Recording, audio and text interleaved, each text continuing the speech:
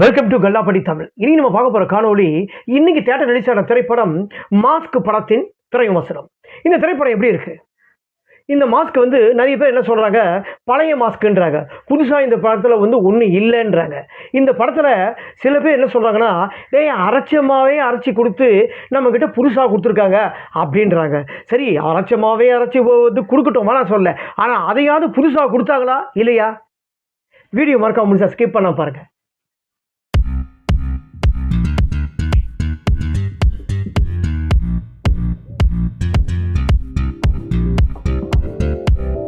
இந்த திரைப்படத்தில் நடிகர் கவின், ஹாண்ட்ரியா, சார்லி, ரமேஷ் திலக், ஆடுகளம் நரேஷ் மற்றும் பலர் இந்த திரைப்படத்தில் எத்தனையோ நடிச்சிருக்காங்க. இந்த திரைப்படத்தோட இசை ஜிவி பிரகாஷ். இந்த படத்தோட தயாரிப்பு ஹாண்ட்ரியா. இந்த படத்தோட ஸ்பெஷல் என்ன கேட்டிங்கன்னா, டைரக்டர் வெற்றிமாறன் அவருக்கு பண்ணியிருக்காரு. உண்மையிலேயே ஒரு வெற்றிமாறன் அவர் கூட இருக்கிறாரு. அவர் எந்த அளவுக்கு பண்ணியிருப்பார்னு நினைக்கிறீங்க? நம்ம இந்த படத்தை பொறுத்து பார்ப்போம். உங்களுக்கு கதையை சொல்கிறேன். உங்களுக்கு இந்த படத்தோட ரைட்டர் அண்ட் டைரக்டர் விக்ரனன் அசோக் ரொம்ப பிரமாதமாக பண்ணிக்காரா இல்லையான்ட்டு இந்த படத்தை கதை சுருக்கம் முடிச்சதுக்கப்புறம் லாஸ்ட்டாக நான் உங்களுக்கு சொல்கிறேன். இந்த படத்தோட கதைன்னு சொன்னால், கதாநாயகன் ஒரு டிடெக்டிவ் ஏஜென்சியில் இருக்கார். கதாநாயகனுக்கு ஏற்கனவே கல்யாணம் ஆகி ஒரு குழந்தை இருக்குது. 2 வருஷம் டைவர்ஸ் ஆயிடுச்சு. அதாவது ஹாண்ட்ரியா எப்படின்னா, ஒரு எல்லா பெண்களையும் ஒரு ப்ராசிக்யூஷன் வச்சு நடத்தினுக்காங்க. அதாவது தவறான பெண்களை இது பண்ணுறாங்க. அது மாதிரி ஒரு கேரக்டர் ஹாண்ட்ரியா. இதில் என்ன ஒரு இதுன்னா, 234 தொகுதியிலையும் மணிவண்ணன் கேரக்டர். அந்த கேரக்டர் என்னென்னா, பணத்தை கொடுத்து மக்களுக்கு அந்த பணத்தை நம்ம தான் கொடுத்தோன்னு சொல்லிட்டு போய் சேரத்துக்கு உண்டான பணத்தை ஹாண்ட்ரியா கிட்ட ஹேண்ட் பண்ணுறாங்க. ஒரு 440 கோடி 440 கோடிக்கு மேலே ஹேண்ட் ஆஃப் பண்ணுறாங்க. ஸோ இது ஹேண்ட் ஆஃப் பண்ணது எப்படின்னா, இவங்க சூப்பர் மார்க்கெட் வச்சு நடத்துகிறாங்க. ஹாண்ட்ரியா சூப்பர் மார்க்கெட்டு மூலமாக இதை எப்படியோ இந்த பணத்தை அப்படியே மக்களுக்கு முன்னாடி டிஸ்ட்ரிபியூட் பண்ணுறாங்க மாதிரி ஒரு ஆக்ஷன் காட்டுறாங்க. அதுக்கு முன்னாடி என்ன ஆகுதுன்னா, ஒரு மாஸ்க் போட்டு ஒரு 6 பேர் அந்த பணத்தை இது பண்ணிடுறாங்க, எடுத்துடுறாங்க. அதாவது ஹாண்ட்ரியாவுக்கு சம்மந்தப்பட்ட ஆள் மாதிரி இருந்து தெரிஞ்சாலும் அந்த 6 பேர் மாஸ்க் போட்டவங்க அந்த பணத்தை எடுத்துடுறாங்க. அந்த பணத்தை 6 பேர் எதுக்காக எடுக்கணும்? அந்த பணத்துக்கும் அவங்களுக்கும் என்ன சம்மந்தம்? இது தெரியாமையே டிடெக்டிவ் ஏஜென்சி வச்சு நடத்துகிறாரு கதாநாயகன் கவின். அவர் பார்த்தீங்கன்னா எல்லா பெரிய பெரிய விஐபிஸுக்கும் சரி, பெரிய பெரிய போலீஸ் ஆஃபீஸரும் சரி, யாராகிட்டாலும் இல்லீகல் கலெக்ஷன்ஸ் அவங்கவுங்களுக்கு இது இருக்கும் பார்த்தீங்களா, அந்த இல்லீகல் கலெக்ஷனை யாருக்கும் தெரியாமல் கண்டுபிடிச்சி இவங்க அவங்கக்கிட்ட சொல்லிட்டோமா இல்லை அவங்க இவங்ககிட்ட சொல்லிட்டோமான்னு சொல்லி ஒரு பிளாக்மெயில் பண்ணி பணத்தை வாங்குகிற கேரக்டர் தான் கதாநாயகனோட கேரக்டர். அந்த மாதிரி இருக்கும்போது இந்த கேரக்டர் இதை கண்டுபிடிக்கிறதுக்கு சரியான ஆள் யாருன்னா கதாநாயகன் தான் அப்படின்னு சொல்லிட்டு ஹாண்ட்ரியா இவர்கிட்ட ஹேண்ட் ஆஃப் பண்ணுறாங்க.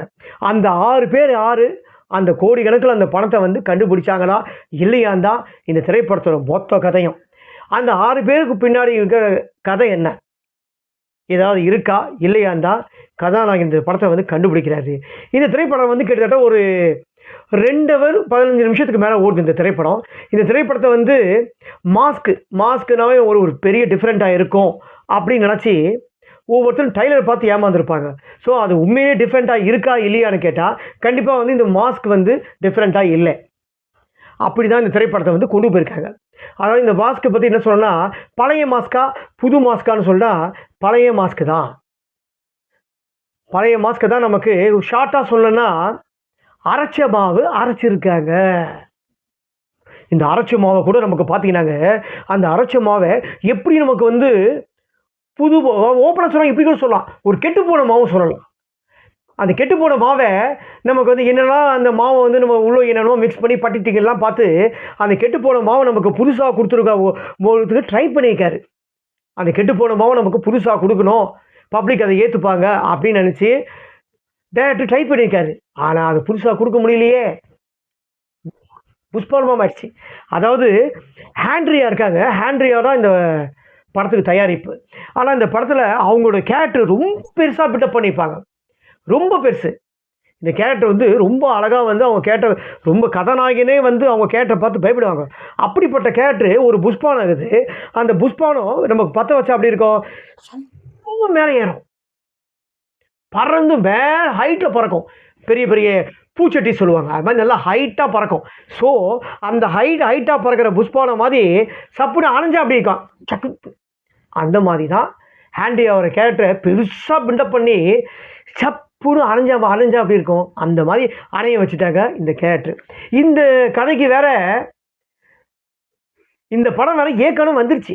234 தொகுதியிலையும் ஒரு பணத்தை வந்து ஒரு அரசியல்வாதி கொடுத்து அதை டிஸ்ட்ரிபியூட் பண்ணுங்க அப்படின்னு சொன்னது. படத்தோட பேர் எனக்கு சரியாக ஞாபகம் வரல. அந்த படத்தில் வந்து காளி வெங்கட் பண்ணியிருப்பார். காளி வெங்கட் அந்த படத்தில் வந்து பண்ணும்போது என்னென்னா, அவர் தான் அந்த பணத்தை எல்லாத்தையும் டிஸ்ட்ரிபியூட் பண்ணுவார். ஆனால் அவர் குடும்பத்திலேயே ஒரு சூழ்நிலை வந்துடும். நம்ம இந்த பணத்தில் கொஞ்சம் கை வைக்கலாம்னு சொன்ன உடனே அரசியல் கட்சி தலைவன் ஒத்துக்க மாட்டான், அவன் குடும்பத்தையே பழி வாங்குவான். அந்த மாதிரி திரைப்படம் நம்ம நிறைய பார்த்துட்டோம். அதனால தான் இந்த படம் வந்து ஒரு கெட்டுப்போன மாவை நமக்கு புதுசாக ட்ரை பண்ணிக்காங்க. சரி, எல்லா படத்துலையும் எடுக்காத கதை எடுத்துல சொல்லப்பட்ட விதமாவது நமக்கு புதுசாக இருந்தாலும் அதை பப்ளிக் ஆடியன்ஸ் வந்து உட்காந்து பார்த்துருப்பாங்க. அதையாவது வந்து சரியாக பார்த்தாங்களா? பார்க்கல. அது மாதிரி வந்து டைரக்டர் தப்பு இல்லை, பழைய மாவு நமக்கு புதுசாக மாவு கொடுத்துருக்காங்க. ஆனால் அது வந்து புதுசாக கொடுக்க ட்ரை பண்ணணும். அதாவது கதாநாயகன் இந்த படத்தில் வந்து பாடியெலாம் கொஞ்சம் ஃபிட்னஸாக ஏற்றிருக்காரு. இந்த படத்தில் கொஞ்சம் குண்டாக இருக்கார். அதே மாதிரி அவருக்கு வந்து ஆக்ஷன் கதை வந்து புதுசு. இந்த ஆக்ஷன் திரைப்படம் அவருக்கு வந்து கை கொடுத்துதா கை கொடுக்கலையான்னு கேட்டால் அவர் சரியான முறையில் ஆக்ஷன் வந்து காட்டலை. ஒரு 50% வந்து ஆக்ஷன் கதையை வந்து உண்டான இதை ஃபில்அப் பண்ணியிருக்காரு. மீதி வந்து 100% ஃபில்அப் பண்ணாரா இல்லையான்னு கேட்டால் கண்டிப்பாக பப்ளிக்கோட ஆடியன்ஸும் சரி, என்னோட தனிப்பட்ட கருத்தும் சரி, இந்த திரைப்படத்தில் வந்து ஒரு ஆக்ஷனுக்கு உண்டான ஹீரோ கரெக்டான முறையில் 100% ஃபில்அப் பண்ணலை. ஸோ எதுவுமே அவர் கரெக்டாக இந்த திரைப்படத்தில் என்ன சொல்கிறதுன்னா, ட்விஸ்ட்டு அடுத்தத்தில் இருக்கிற ஒரு படம் செகண்ட் ஹாஃபில் வந்து ஒரு 15 நிமிஷம் திரைப்படம் ஒரு ட்விஸ்ட்லேயே தான் போகும். யாருமே எதிர்பார்த்துருக்க மாட்டாங்க. ஒரு நடித்தவங்களே கூட அவங்ககிட்ட கதை சொல்லியிருப்பாங்களா இல்லையான்னு தெரியல. ஸோ நடித்தவங்களே கதை சொல்லியிருப்பாங்க. பட் இருந்தாலும் வந்து அந்த 15 நிமிஷம் கிளைமேக்ஸ் சீன் நல்லா இருக்குது. நல்லா அடுத்தத்தில் இருக்கிற ட்விஸ்ட்டு வந்து யாருக்குமே தெரியாத அளவுக்கு பண்ணியிருப்பாங்க. இவர் அந்த 6 பேரில் இவரா அப்படின்னு ஷாக் ஆகிடுவாங்க. அப்படிப்பட்ட ஒரு இது அவங்ககிட்ட சொல்லப்பட்ட கதை வந்து காரணம் வந்து ரொம்பவே நல்லா இருக்குது. ஆனால் காரணம் நல்லா இருந்தாலும் காரணம் வந்து பழசு, காரணம் புதுசு இல்லை. இல்லாத நம்ம எல்லா திரைப்படத்திலையும் பார்த்திராத வந்து புதுசாக பார்த்தோமா இல்லையான்னு கேட்டால் புதுசாலாம் காட்டலை, அரைச்சமாவும். ஓகேங்களா? 2 ஹவர் 20 நிமிஷம் 2 ஹவர் 1/4 ஹவர் ஓடுது படம். அதாவது படம் வந்து ஃபர்ஸ்ட் ஹாஃப் நல்லா ரொம்ப வேகமாக ஓடுது. செகண்ட் ஹாஃப் இந்த திரைப்படம் வந்து அங்கங்கே சில இடத்துல வந்து நமக்கு வந்து அப்படியே லேகாக போயிடுது. எந்த அளவுக்கு ஸ்பீடாக கொண்டு போனாங்களோ அந்தளவுக்கு வந்து லேக் இருக்குது. இந்த திரைப்படம் வந்து எல்லா ஆடியன்ஸுக்கும் கனெக்டிவிட்டி ஆகுமான்னு கேட்டால் எல்லா ஆடியன்ஸும் இந்த திரைப்படத்தை பார்க்கலாம். ஆனால் திரைப்படத்தை பார்த்துட்டு வெளியில் வரும்போது சரி அட்லீஸ்ட் ஒரு கதாநாயகனுக்காக ஒரு தடவை பார்க்கலாம் கேட்டால் கதாநாயகனுக்காக கண்டிப்பாக பார்க்கலாம். ஆனால் கதாநாயகனுக்காக உள்ளே போய் பார்க்குற ஆடியன்ஸ் கொஞ்சம் பேர் இருக்காங்க. அவங்க பார்த்துட்டு என்ன பண்ணுவாங்கன்னா, ஐயோ ஏண்டாப்பா இந்த படத்துக்கு வந்தோன்னு ஆகிடும். அது மாதிரி தான் இந்த திரைப்படம். இந்த திரைப்படத்தை வந்து கஷ்டப்பட்டு எடுத்திருக்காங்க. ஒரு தடவை கூட பார்க்க முடியாதுன்னு சொல்கிற அளவுக்கு ஒரு இது மட்டமான படம் இல்லை. அதாவது என்ன சொன்னால், வெற்றிமாறன் அவர்கள் வந்து ப்ரெசென்ட் பண்ணிக்காரு. அவரோட படத்துக்கு இந்த மாதிரி ப்ரெசென்ட் பண்ணுவாரா? இந்த படம் வந்து பார்க்கும்போதே தெரியுது ரொம்ப பில்டப் பண்ணி எடுத்திருக்கோம். அந்த பில்டப்பை வந்து கரெக்டாக பேலன்ஸ் ஆச்சா இல்லையான்னு கேட்டால் பேலன்ஸ் ஆகலையே, நமக்கு பார்க்கும்போதே தெரியுதே.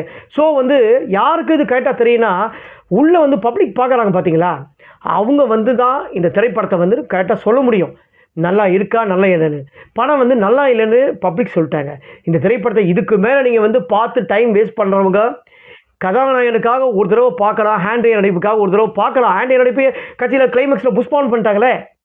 ஸோ வந்து அதனால் வந்து கதாநாயகனுக்காக படத்தை வந்து பார்க்கணும்னு நினச்சி பார்க்க விருப்பப்படுறவங்க போய் பார்த்துட்டு இந்த திரைப்படத்தை வந்து காசு செலவு பண்ணி ஏமாந்துட்டு திரும்பி வந்துடுங்க. இந்த வார திரைப்படம்